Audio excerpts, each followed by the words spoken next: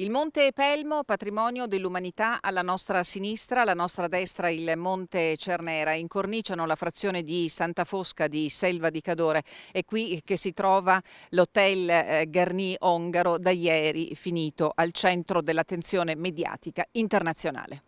Splende il sole in Val Fiorentina nonostante la bufera. Qui nel 2018, al pari della vicina Val Pettorina, l'unica tempesta con cui tutti obtorto collo hanno dovuto fare i conti è stata Vaia, ma pare di capire che anche stavolta bisognerà rimboccarsi le maniche.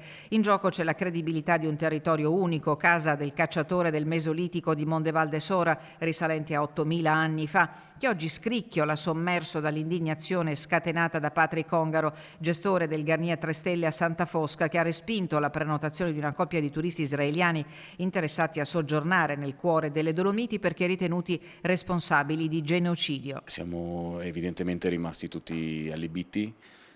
Selva di Cadore è una località turistica, ma è una piccola comunità di montagna che ha nelle sue stesse tradizioni l'accoglienza e a nome dell'amministrazione comunale mi scuso anche con i tanti che si sono sentiti discriminati e offesi da quanto accaduto. Il Garni Ongaro è chiuso, manca ancora qualche settimana all'avvio della stagione invernale. Il turismo è certamente il settore portante dell'economia del paese, perciò Lorenzini non nasconde la sua preoccupazione per il futuro. Ci sono e ci saranno ripercussioni, il fatto è molto grave, le discriminazioni di qualsiasi natura sono inaccettabili, soprattutto se poi vengono fatte da titolari di pubblici esercizi. Il piccolo municipio di Selva si affaccia sulla provinciale che attraversa il paese, la chiesa, un bar e un mini market in una manciata di metri. Ai rintocchi di mezzogiorno incrociamo qualche passante. Noi pensiamo che sia una cosa da non fare, anche perché noi siamo per l'integrazione. Pensiamo che sia assolutamente sbagliato. Accusare così chiunque, così anche troppo, anche abbastanza pesanti, non è giusto. Si poteva evitare, dire semplicemente non aveva posto. Si conosce, lui è fatto così. Dice quello che pensa e punto. Io credo che comunque lui abbia le sue ragioni e io le condivido.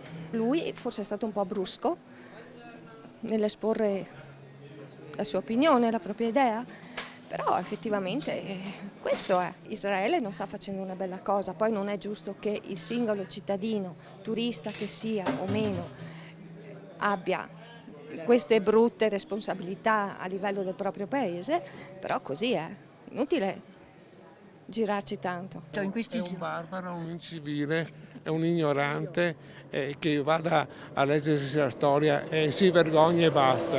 Secondo lei queste espressioni rischiano di danneggiare Selva di Cadore ma anche l'economia di Selva? Sì, senz'altro, perché sì, un atteggiamento del genere non è concepibile, insomma, ecco. Secondo lei quelle espressioni possono danneggiare Selva di Cadore, la comunità, l'economia? Tutti danneggiano, tutti danneggiano, anche a chi li subisce. Il gestore del Garni Ongaro ha spento il cellulare, pare abbia temporaneamente lasciato Selva di Cadore, ma il sindaco è riuscito a parlargli brevemente. Si è reso conto di avere scatenato questa bufera, questo putiferio? Sì, evidentemente adesso è particolarmente scosso e in ritardo, sì, si è reso conto delle ripercussioni mediatiche enormi a cui è andato incontro, insomma, quindi ora è sicuramente rifletterà rifletterà sicuramente sull'accaduto, questo è certo.